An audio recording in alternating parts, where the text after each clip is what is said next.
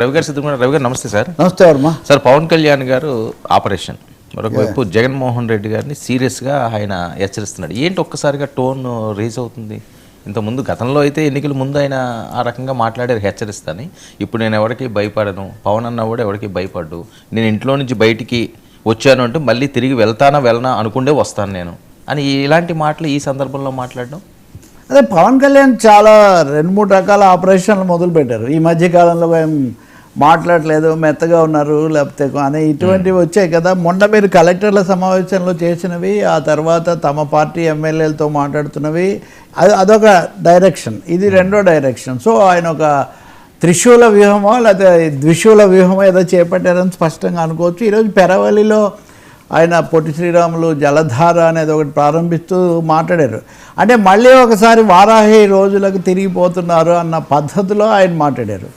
మీరేదో అనుకుంటున్నారు అంటే ఇక్కడ జగన్మోహన్ రెడ్డి అక్కడ ఎప్పుడైతే పీపీపీ మెడికల్ కాలేజీల కేసులో మీరు కనుక అవి తీసుకుంటే మేము అధికారంలోకి వచ్చాక 2 నెలల్లో మిమ్మల్ని జైల్లో వేస్తామన్నారు కదా. ఇది ఒక పెద్ద సంచలనం అయిపోయింది. సత్యకుమార్ లాంటి వాళ్ళు మమ్మల్ని వేయండి చూద్దామన్నారు, ఇదంతా అయిపోయింది. సో పవన్ కళ్యాణ్ హెచ్చరికలు చేస్తావా, బెదిరిస్తావా? నువ్వు అధికారంలో ఉన్నప్పుడే నేను భయపడలేదు, ఇది ఒక అదనంగా.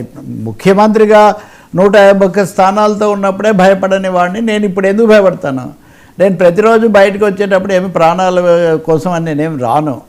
ప్రాణాలు పోయే ముందు కూడా ఎదుటాలకు 2 దెబ్బలు వేసే పోతాం. అంటే ఏ స్థాయిలో మాట్లాడుతున్నాడో చూడండి.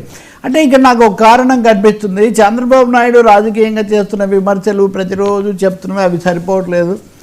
అలాగే లోకేష్ కూడా ఉంది మన దగ్గర. లోకేష్ కూడా అప్పుడప్పుడు చెప్తున్నప్పటికీ పవన్ మళ్ళీ పాత పద్ధతిలో మాట్లాడితే తప్ప, మళ్ళీ వారాహి వాయిస్ వినిపిస్తే తప్ప లాభం లేదు అనే ఒక నిర్ణయానికి వచ్చి ఉండాలి.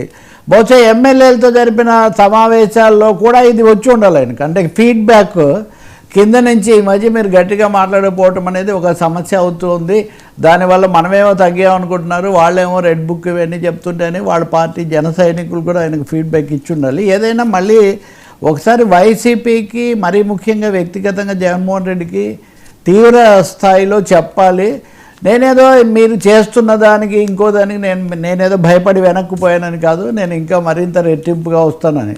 ఇక్కడ ఇంకో మాట కూడా ఉంది. ఎప్పుడైతే పవన్ వర్సెస్ జగన్ దాదాపు నేను ఒక గతాన్ని అంతా వదిలేయండి, 2018 నుంచి దాదాపు సోషల్ మీడియాలో కానీ చాలా విస్తృతంగా పాల్గొంటూ మాట్లాడుతూ ఉన్నాను. ఫీడ్బ్యాక్ ఎలా ఉంటుంది కూడా ఈ ఇద్దరి మధ్యనే ప్రధానమైన రాజకీయ చర్చ నడుస్తుంది. తెలుగుదేశానికి యంత్రాంగం ఓట్లు ఉన్నాయి, వైసీపీకి కూడా ఉన్నాయి. కానీ ముఖాముఖి తలపడాల్సి వచ్చేసరికి ఎట్లా ఉంటుందంటే ఏది ఒక పెద్ద అమితాబ్ బచ్చన్ ఇంకొకరు కాసేపు కనపడిన ఇదే ఉన్నట్టుగా 21 స్థానాలే ఉన్నప్పటికీ Pawan Kalyan face of anti Jagan anger, Jagan వ్యతిరేక ఆగ్రహం, ఫైర్ అనే దానికి పవన్ కళ్యాణ్ను ప్రతిబింబంగా పరిగణిస్తూ వచ్చారు. అందుకని చంద్రబాబు కూడా ఎట్టి పరిస్థితుల్లో పవన్ జనసేన లేకపోతే కుదరదు అన్న దాంతో ఆయన చాలా కష్టపడి ముందు నుంచి దానికి సిద్ధం చేయటము, ఈ హోటల్కి వెళ్ళి పరామర్శించడం, ఇట్లాంటివి చేయాలి. సో పవన్ మళ్ళీ ఆ రోల్ మళ్ళీ తీసుకుంటున్నారు. అంటే I am the main face against Jagan, కూటమికి ఒక ఐకానిక్ వాల్యూ రావాలంటే మామూలు భాష చాలదు అనే దానికి వచ్చినట్టుగా ఉన్నారు. పైగా ఈరోజు కార్యక్రమం కూడా ఆయన వరుసగా చాలా విషయాలు అక్కడ మాట్లాడారు. సో బహుశా ఇది కూటమి అధికారంలోకి వచ్చాక చేసిన అతి తీవ్ర హెచ్చరిక, అతి తీవ్ర భాషలాగా తీసుకోవచ్చు. సరే వాళ్ళు అంటారు ఆయన మాట్లాడితే మాకేంటని, సాయంత్రానికి మళ్ళీ వాళ్ళు జవాబిస్తారు. నిన్న కూడా పేర్నినని వరుసగా చాలా మాటలు మాట్లాడాడు, దీని మీదే మాట్లాడారు. ఉదాహరణకు సత్యకుమార్ను చాలా తిట్టాడు. ఎవరు పేర్నినాని కనుక చూస్తే వాళ్ళ మద్దతు చూసుకొని ఇలా మాట్లాడతావా ఇంకొకటి అన్నట్టుగా చాలా తీవ్ర భాష వాడారు. కాబట్టి పవన్ కళ్యాణ్ ఇక్కడ ఒక మోరల్ బూస్ట్, ఒక కాన్ఫిడెన్స్, కూటమి కాన్ఫిడెన్స్ పెరగాలి అంటే వాళ్ళు 1 కోటి సంతకాలు ఇంకోటి ఇవన్నీ చేస్తున్నప్పుడు, రెండవది కొన్ని అంతర్గతమైన అంశాలు కూడా వస్తున్నప్పుడు చేయాలనుకున్నట్టుగా ఉన్నారు. So war is again between Pawan and Jagan. ఇప్పుడు వాళ్ళు ఇదే స్థాయిలో మాట్లాడతారు ఖచ్చితంగా. కాబట్టి ఇక్కడ దానికి ఆయన సిద్ధమయ్యాను. ఇంకా ప్రాణాలు అనే భాష అంటే ఇంకెవరినో అంటాం కాదు. గతంలో కూడా మీరు చూస్తే ఆయన మాట్లాడింది మరీ అంత ఆవేశపడకూడదు, ఆయన చెప్పు తీయటం బాగాలేదు అది ఇది అన్నప్పటికీ ఆయన అలా మాట్లాడిన తర్వాత క్యారెక్టర్ మారింది. అలాగే విశాఖపట్నంలో యాత్ర దగ్గర అరెస్ట్ చేయడం తర్వాత మారింది. సో గేమ్ చేంజర్ ఎవరు అవుతున్నారంటే ఈ పొలిటికల్ డిబేట్లో పవన్ కళ్యాణ్ గేమ్ చేంజర్ అవుతున్నాడు. మీరు గనక చూస్తే నిన్న కలెక్టర్ల సమావేశంలో చంద్రబాబు, పవన్ కళ్యాణ్ వీళ్ళందరూ అసంతృప్తి వ్యక్తం చేశారు. చంద్రబాబు అయితే అసంతృప్తితో ఉన్నాను అన్నారు, మీరు తగినంతగా డెలివరీ చేయట్లేదు అన్నారు. ఇవన్నీ అయిన తర్వాత మీడియాలో కానీ బయట చర్చ ఏమొచ్చిందంటే చంద్రబాబు గారే అంత అసంతృప్తిగా ఉన్నారు, కూటమి చేతులు ఎత్తేసిందని కొంతమంది హెడ్డింగ్ పెట్టారు. గజిబిజిలో కూటమి పడిపోయిందని కొంతమంది పెట్టారు. సో ఈ పరిస్థితుల్లో మళ్ళీ కాన్ఫిడెన్స్ను పునరుద్ధరించటము, మళ్ళీ ఆ ఊపు తీసుకురావడం అంటే మళ్ళీ గబ్బర్ సింగ్ అవతారం ఎత్తక తప్పదు అనే ఒక నిర్ణయానికి వచ్చి ఉంటాడు ఆయన. అందుకని ఆయన మాట్లాడినట్టు కనిపిస్తుంది. ఇంకా రెండో ఆపరేషన్ ఏంటి? తెలుగుదేశానికి సంకేతం పంపించాలి, don't take us for granted. ఇప్పుడు అదే కదా హోంశాఖ పట్ల కొంచెం మెత్తగా ఉన్నారంటే భూమాఫియాకు మీరు సహకరిస్తున్నారు పోలీసులు అని అనడం. కానీ అంటే అటు తెలుగుదేశం పార్టీకి పంపించారు, గట్టిగా మాట్లాడారు.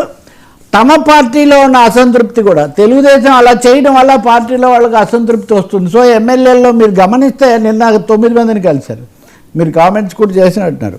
ఈ 9 మందిలో ఎక్కువ మంది బహిరంగంగా అసంతృప్తి కొన్ని వ్యాఖ్యలు చేసిన వాళ్ళు. ఇంకా ఒకరిద్దరు ఉన్నారు, ఉదాహరణకు బొలిశెట్టి శ్రీనివాస్ లాంటి వాళ్ళు. వీళ్ళంతా తెలుగుదేశం మనల్ని ఖాతరు చేయడం లేదు, మనము ఉన్నా లేనట్టుగా వాళ్ళు చేసుకుంటూ పోతున్నారు అనే ఆగ్రహం. ఇది మామూలుది కూడా కాదు. నిన్నటికి నిన్న రాజమండ్రిలో